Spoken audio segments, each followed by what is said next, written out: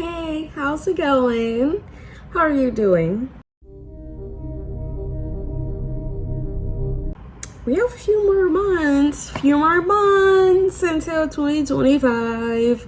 So like the coolest thing about that is new year, new you. Same with me. So I've been trying to find like an apartment to move out because when you live in the big city of one of the the top 5-10 cities in America, you're bound to deal with things like roaches and rats when it's not even your fault. And I am not on the East Coast where I would deal with rats, but I do deal with unnecessary roach infestations. And so even in my apartment, they call themselves luxury. However, it's not a luxury experience to be having grandpa-sized roaches. Roaches sizes of fucking Great Danes in my apartment when my place is clean as a fickle. But I want to leave. And yeah. In my area, there is a luxury apartment building, combining that with Costco, which has been an increasing industry of mixed level properties for people who are lower income and for newer luxury places for the new age yuppies of today or whomever else that can afford it now, because basically COVID kind of effed over millennials and only so much of them are making actual money. The apartment is not built yet, however, they are building it at this moment. It is a mixed-use complex with 800 units on top, with around 23% or 184 units set aside for low-income residents, which it's pretty cool, but that's kind of the issue. It's like, why do you keep doing this? Mixed-use apartments isn't new. They've been around since 1110 AD.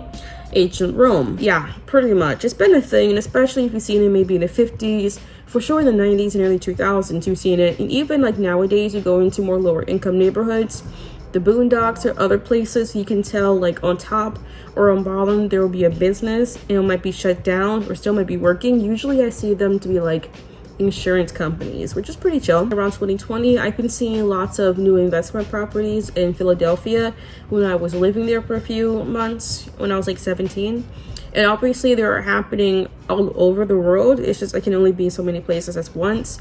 But I really did see like basically investment properties really seeing the profit potential in that, and that they were building it during they're building it during the pandemic is what I'm saying.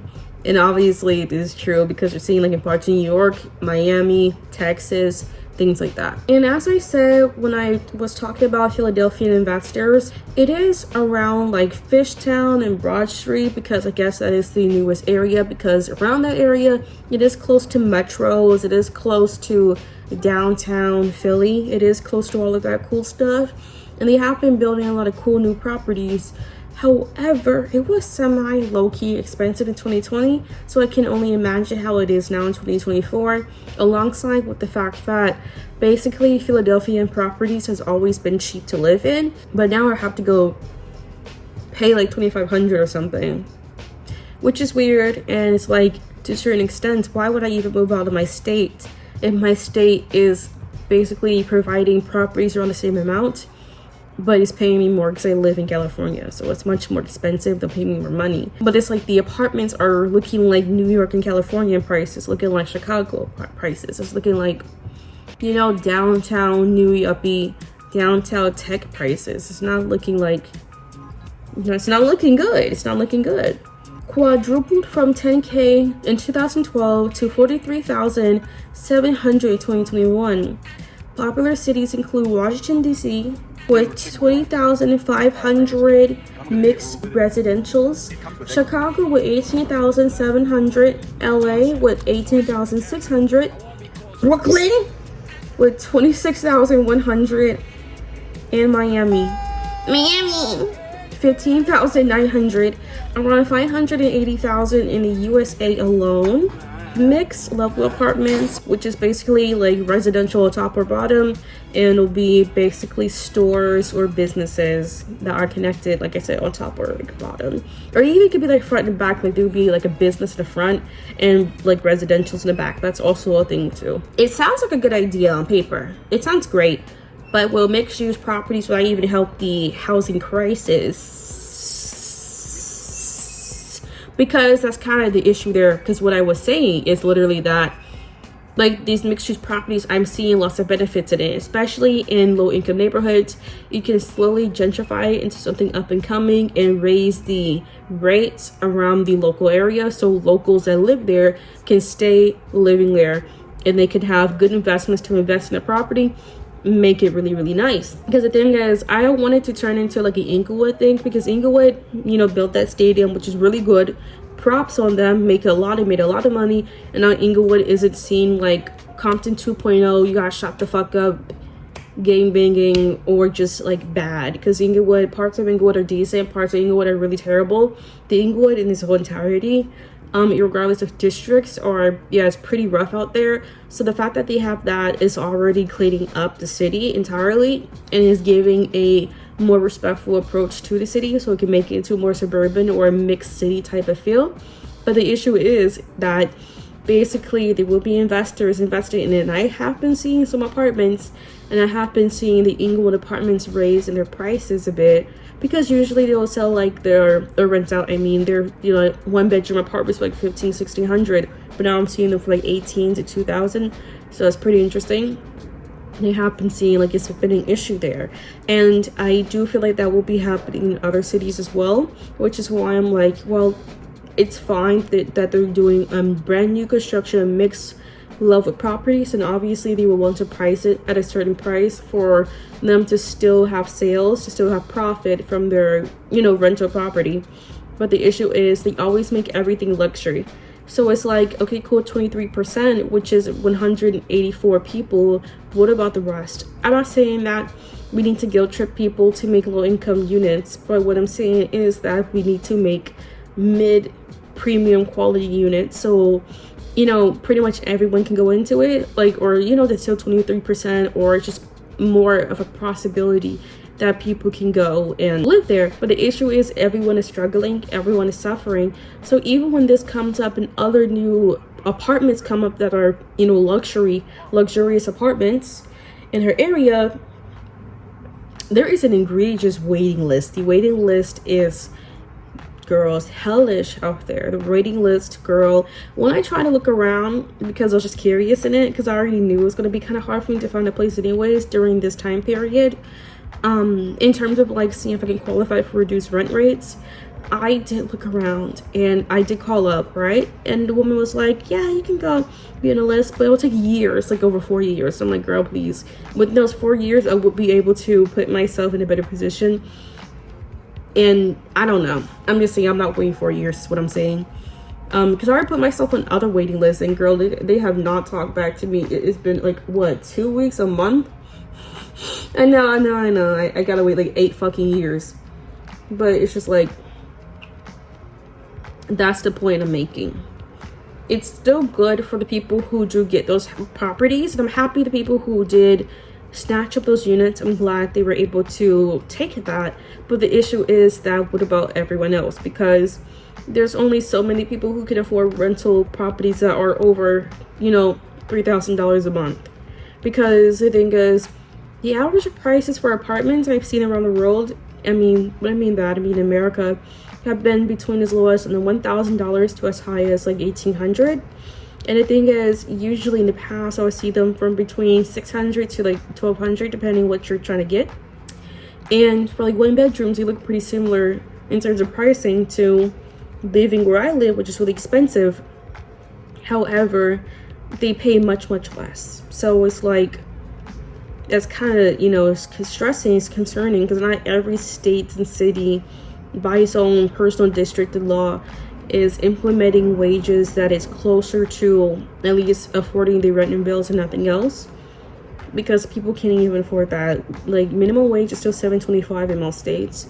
So basically, it's like, what I'm trying to say is worldwide, globally, and also in America, it's like they keep making these luxury apartments, and they're only forced by law to allow openings for lower income residents. But if every 5 years only like 10 buildings open up for 100 low income people to snatch the property, you know, do you know what I'm trying to articulate? It's like, it still isn't helping the housing crisis, is what I'm saying.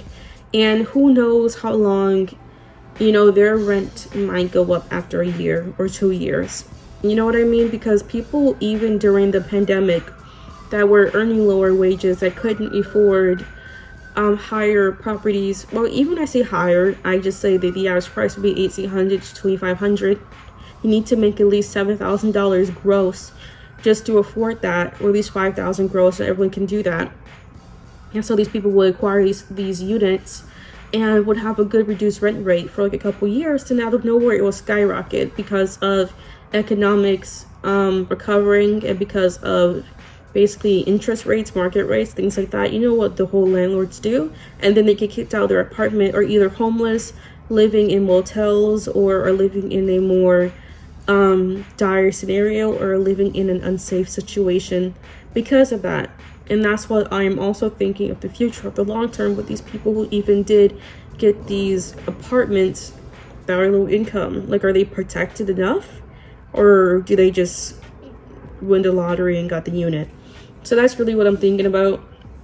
And like I said, the apartments, mixed-use apartments, especially when they're luxury made, can boost lower income economies, however can kick out locals.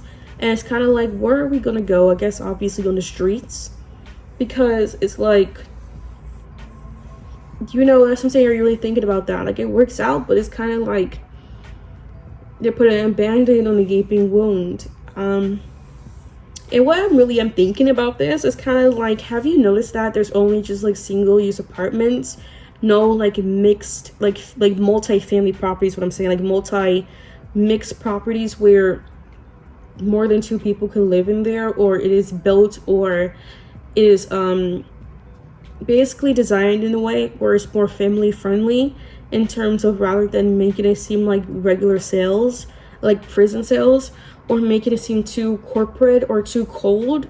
Because when I put myself in these more luxury like buildings, at the end of the day, they call themselves luxury, but I can feel the material that is cheap. They just plaster marble over it. That's not the point with these modern luxury buildings. But when I basically moved from like a smaller property management to a big conglomerate property management, and put myself in those really like big luxury apartments that are like towered up, like skyscraper apartments, you can feel how cold and corporate it is. You can feel how much it's just like, I'm there just to not be homeless, and they don't care about me. And what I'm saying is that with these multi-property type of scenarios, they would basically design it to where it's like you're living in your own personal home. And I was just bringing that up because I'm wondering, like, has anyone noticed that? Because the closest thing to a person knowing what I'm talking about, like just with words alone, would be like a townhome. Because townhomes, the way they are built, are made for first, purchasers, first house buyers, small house, whatever you call those niggas. And basically they will make it into like a mini house, like a mini home. It look all homey. And even when I was younger, living in apartments, because houses are like $6,000 a month just to rent a house where I live, and I want you. So basically, like, even in those complexes, they were made multi-family, they were made homey, they were made with the ability of housing more than 3 people. They had 3 bedrooms, 4 bedrooms, and that's what I'm saying. I have not been seeing that. I have not been seeing any type of like family townhomes, any like family apartments. And that's what I'm saying, like, we're seen as commercial property. We're not really seen as regular residents, tenants. And I'm not saying we're even seen as humane in the past, but you see it is getting more colder as times go on. And I say the biggest evil literally is, renting under a rental conglomerate. Because if you can't talk to like the guy your damn self in the real estate companies, those big ones, it's just not worth it, because it's just really bad. Because the thing is, when I lived in properties where I could direct speakly, I can basically directly speak to the person who is running or owning the company much more easier for more like medium and small, level properties. And I do recommend that because all of this is asked. And I personally do believe with these mixed use properties that I do believe the conglomerates are under these. Because obviously, how many like 1 to 30 people, all like group one investors, are really like doing this? Like I call them small groups. So it just feels like companies and hundreds of people are in this conglomerate real estate company type of stuff. I have nothing to talk about. I was just wondering, like, what do y'all think about this? And showcasing the future of apartments and how this might turn about within the next 10 to 30 years. And how this has been a really popular thing. And how we're getting less, like, first home time buyer designed apartments and townhomes and houses. You can see by the ways these apartments are designed. I think they purposely are designed to not be homey. I have no idea. It's not always about the modern design type of trend and phase we have and feel out of within the past 10 years. So I guess it takes like an average 10 to 20 years for a furniture or an architectural design trend to end. But it's not really that, because it's like, it looks like an investment. It looks like, just looks dead inside. And it's kind of it just seems really predatory and just seems evil. I don't know, that's my opinion. But hey, if I had all the money in the world, I would be making some medium and low income properties, because the government really does pay you. Like if you go make low income properties, and even beyond that, I'll still make them, because it's just kind of weird how these companies are still making luxury buildings. Like, are they making them for like migrants or immigrants, or like, I'm asking, like, are they making them for higher income, higher paid individuals from other countries? Are they making it for the growing amount of millionaires in the USA? Are they, like, who are they making these for? 6 people to live in one unit? No idea. Or maybe they make them because, one thing for sure, these real estate companies, they do build properties just for it to retain value, irregardless if, for 40 or 50 or 60% of their unit is vacant. Like, their apartments can be like 70% vacant, is what I'm saying. But as long as it's in a nice area and is growing in value, they just sell it off. So basically they'll build empty apartments, or they don't care the apartment is empty, because either the rent is paying for the building itself with the amount of properties, with the amount of units that are being rented, or also it's because of, like I said, if you do build a luxury rental property in Los Angeles, keep it doormat for 10 years. You don't even worry about the amount of people who are renting your, units. What matters is that I tripled in my property worth in, those 10 years, 2 years, whatever the fuck I just said.